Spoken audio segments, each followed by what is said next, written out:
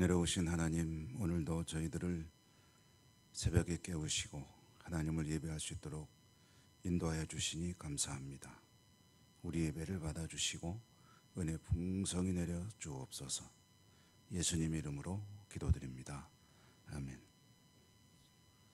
440장입니다. 찬송가 440장. 통일 찬송가는 497장.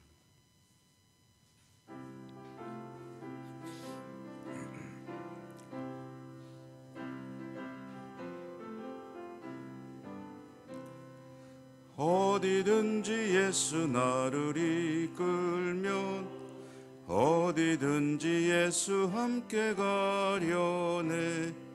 예수 함께 아니 가면 나겁고 예수님과 동행하면 겁없네. 어디를 가든지 겁낼 것 없네. 어디든지 예수 함께 가려네. 세상 친구 모두 나를 떠나도 주와 동행하면 외로움 없겠네. 가는 길이 위태하고 험해도 어디든지 예수 함께 가려네. 어디를 가든지 겁낼 것 없네. 어디든지 예수 함께 가려네. 어두운 그늘 나를 애워쌀 때에 주가 함께 계심 믿고 자려네. 죽은 후에 천국에서 깨어나 예수 함께 길이 살리라. 어디를 가든지 겁낼 것 없네.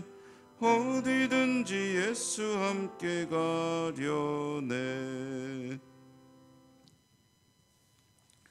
히브리서 5장 읽습니다. 히브리서 5장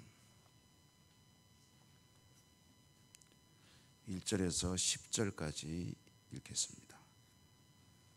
히브리서 5장 1절에서 10절까지 교독합니다. 대제사장마다 사람 가운데서 택한 자이므로 하나님께 속한 일에 사람을 위하여 예물과 속죄하는 제사를 드리게 하나니 그가 무식하고 미혹된 자를 능히 용납하소서. 그러므로 백성을 위하여 속죄제를 드림과 같이 또한 자신을 위하여도 드리는 것이 마땅하니라.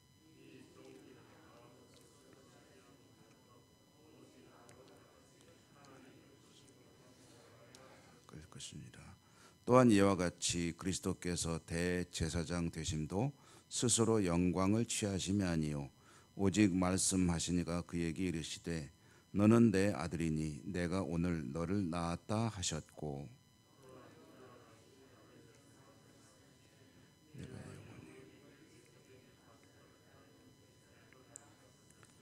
그는 육체에 계실 때 자기를 죽음에서 능히 구원하실 이에게 심한 통곡과 눈물로 간구와 소원을 올렸고 그의 경건하심으로 말미암아 들으심을 얻었느니라.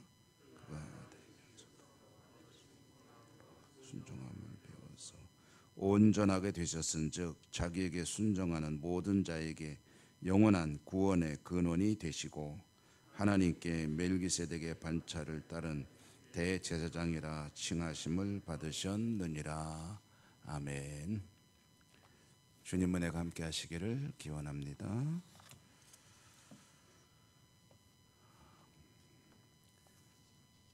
구약 성경에 보면 대제사장이라고 하는 인물이 있죠. 이 대제사장은 하나님의 백성이 하나님을 만날 수 있는 유일한 통로입니다.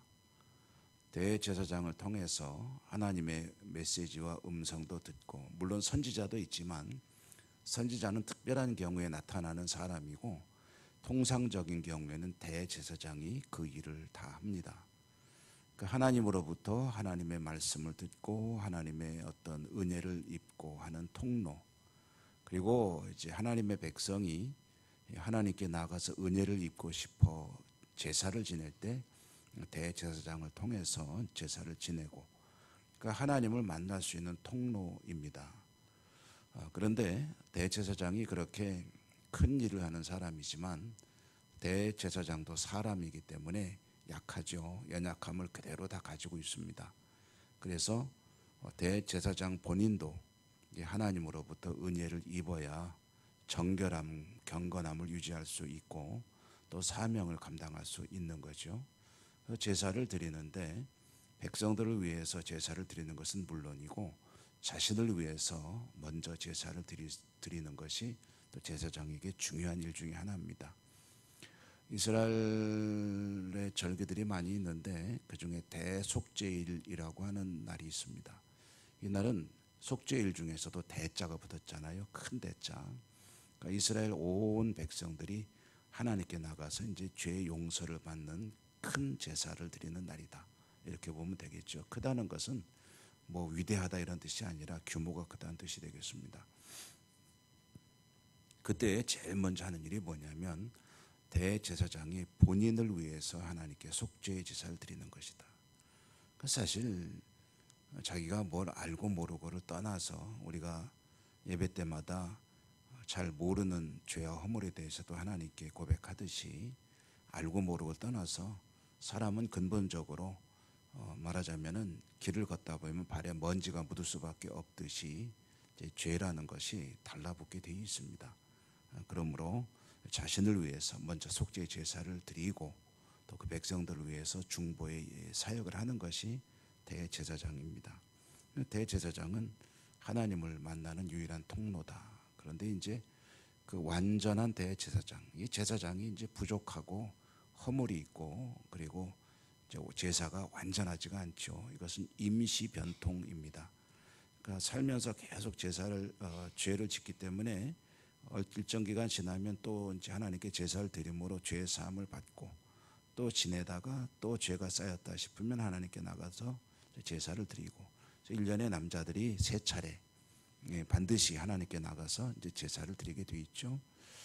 그 외에도 안식일마다 하나님께 나가야 되고 그런 이제 하나님의 법규들이 있는데 이제 이 대제사장 자체도 사실은 온전한 제사장이 아니고 우리에게 하나님의 백성들에게 온전한 제사장은 단 한 분뿐이시다라는 것을 이야기해 줍니다. 그러니까 구약 성경으로 돌아가려는 유대인들에게는 이 말이 굉장히 중요한 말씀이 되겠죠. 그리고 또 유대교 신앙이 아니라 자기가 믿는 것으로 돌아가는 이들에게도 유일한 희망은 하나님께 이르는 유일한 희망이 그리스도 예수 온전한 대제사장 한 분뿐이니 그분에게 이제 의지해야 한다. 그러니까 이제 어제 새벽에 본 말씀에 보면은 유일한 제사장 예수 그리스도를 깊이 이제 믿고 의지하고 그를 생각하고 따라야 한다. 이제 오늘부터 읽는 말씀은 조금 대제사장에 대해서 깊이 있게 좀 더 자세하게 이제 이야기가 이어지게 됩니다. 예수 그리스도도 대제사장 완전한 대제사장이지만 그러나 제사장 일을 하기 위해서 꼭 필요한 한 가지 요소가 있습니다. 요인이라고 할까요? 그것은 긍휼의 사람이어야 한다는 거죠. 백성들의 아픔을 알아야 되고 백성들의 연약함도 알아야 되고 그리고 그들의 모든 그 허물과 죄를 가지고 하나님께 나가야 되는데 이걸 모르는 사람이면 사실은 좀 대제사장 역할을 하기가 쉽지가 않습니다. 오늘날 목회를 하는 이들에게도 사실은 그런 것들이 요구가 되죠. 하나님의 백성들이 얼마나 어렵게 힘들게 생활을 하고 있고 죄와 싸워야 하는지에 대해서 어떤 그 긍휼의 마음을 가지고 그들에게 이제 참된 위로를 전해주는 사람이 바로 이제 목회자, 설교자의 역할이죠. 다만 여러분 그걸 잘 알아야 됩니다. 하나님으로부터 위로를 받고 싶다, 말씀으로 위로를 받고 싶다 할 때 참된 위로가 무엇인가 하는 것입니다. 참된 위로. 우선 당장 슬프고 아플 때 괜찮아 하고 격려와 위로의 말을 듣는 것은 참 중요합니다. 그러나 진정한 위로는 무엇인가 하는 것은 대충 둘러대고 임시변통으로 괜찮아 괜찮아 잘 될 거야 하는 것이 아니라 그거는 그냥 하는 말이죠. 진짜 참된 위로는 이런 일이 왜 일어난지를 잘 알고 그리고 깨닫고 격려할 힘을 얻을 수 있도록 격려해주고 위로해주는 것, 그것이 진정한 위로이죠. 하나님의 말씀을 통해서 자신을 알고 하나님을 알고 그리고 나에게 문제가 무엇이고 그러므로 앞으로 내가 어떻게 믿음 생활하고 살아야 될지 이것을 아는 것이 참된 위로이고, 이와 같이 이런 위로의 역사가 있기 위해서는 하나님의 말씀을 전하는 이제 설교자에게 그것이 중요하고요. 성경을 통해서 대제사장의 역할로 본다면은 백성들의 그 연약함을 다 알아야 되는데 알 수 있는 방법이 뭐냐면은 공감입니다. 공감, 공유를 해봐야 하는 거죠. 사실 그렇잖아요. 너도 내 입장 대봐 하는 말 우리가 하지 않습니까? 넌 몰라. 안 당해본 사람은 몰라. 안 겪어본 사람은 몰라. 라는 말하는 게 바로 그겁니다. 그러므로 예수 그리스도께서 하나님이신데 사람이 되어 이 땅에 오셔야 했던 이유는 바로 거기에 있다라는 것이 히브리서를 기록한 사람의 이야기입니다. 그는 사실 하나님이세요. 하나님이시지만 사람이 되어 이 땅에 오셨고 우리의 모든 연약함을 직접 다 경험하신 분이다. 다 겪어보신 분이에요. 배고픔도 가난함도 슬픔도 눈물도 고통도 심지어 죽음까지 다 겪으시고 그 모든 것들을 다 아픔을 하시고 그러므로 이 땅의 모든 백성들을 위해서 하나님께 눈물로 기도하신다. 하나님 보좌 우편에서 기도하신다는 것은 그런 의미를 담고 있는 것입니다. 그러므로 그분이 온전한 대제사장이신 것은 자신을 제물로 삼아서 제사를 다 끝내신 거죠. 더 이상 이 제사는 필요 없다. 그리고 하나님께 나가 누구든지 은혜를 구하면 하나님께서 은혜를 주신다. 근데 그 은혜의 가장 중요한 중심이 뭐냐면 말씀이다. 말씀은 그의 모든 것을 다 드러나게 하신다. 그럼 말씀 앞에서 정직하게, 말씀 앞에 성실하게 살아가는 것이 그가 결국은 안식에 이르는 사람으로 사는 길이다라는 이야기를 들려주는데요. 여러분, 이게 아프고 힘들고 그럴 때 조금은 아이고 나는 지금 죽을 지경인데 뭐라고 말할 수 있을지 몰라요. 그러나 이게 진정한 참된 위로이고 격려인 것이다. 하나님 말씀을 통해서 하나님을 알고 나를 아는 것이 모든 문제를 이기고 극복하는 그런 길이기 때문이다 라는 것이죠. 예수 그리스도가 이제 제사장, 사람 제사장은 하나님께 정하신 법에 의하면은 아론의 후손들 가운데서 나오게 되어 있습니다. 아론의 혈통들만이 제사장이 될 수가 있는데, 그런데 오늘 성경에 보면 예수 그리스도는 아론의 혈통이 아니라 어떤 혈통을 따르냐. 혈통이라는 말은 이제 핏줄이란 말인데 예수님은 이제 핏줄이라기보다는 그 계열을 따른다라고 하는데, 아론의 후손이라기보다는 멜기세덱이라고 하는 제사장의 그 반차를 따랐다는 것은 그의 어떤 계통이다, 이렇게 이야기를 하면 좋을 것 같습니다. 멜기세덱이라고 하는 인물은 신비로운 인물이죠.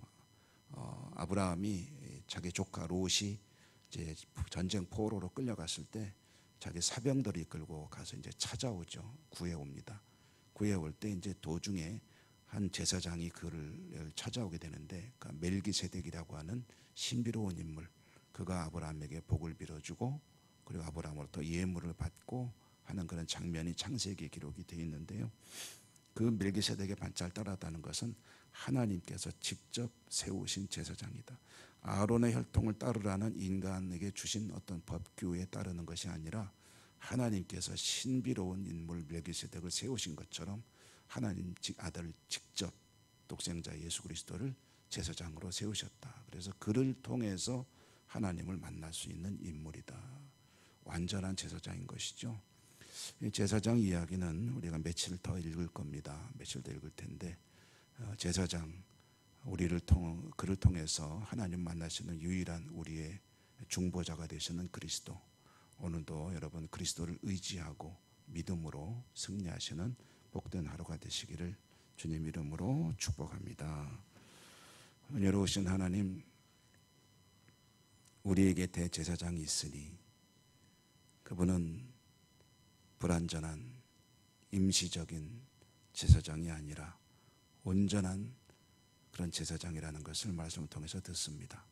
그분에게 나아가고 그분에게 의지할 때만 우리의 모든 삶은 안식을 향한 길을 잘 가는 것이 될 터인데, 저희들이 때로는 다른 곳을 향하고 다른 곳을 바라보기도 하고 다른 곳을 찾을 때도 있음을 고백합니다.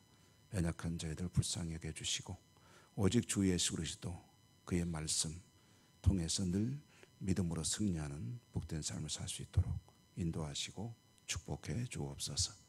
오늘도 저희들이 하나님의 약속의 말씀을 붙들고 기도하겠습니다. 기도하는 저희들을 만나 주시고 은혜 풍성히 내려 주옵소서. 예수님 이름으로 감사하고 기도 올리옵나이다. 아멘. 하늘에 계신 우리 아버지, 아버지 이름을 거룩하게 하시며 아버지의 나라가 오게 하시며 아버지의 뜻이 하늘에서와 같이 땅에서도 이루어지게 하소서.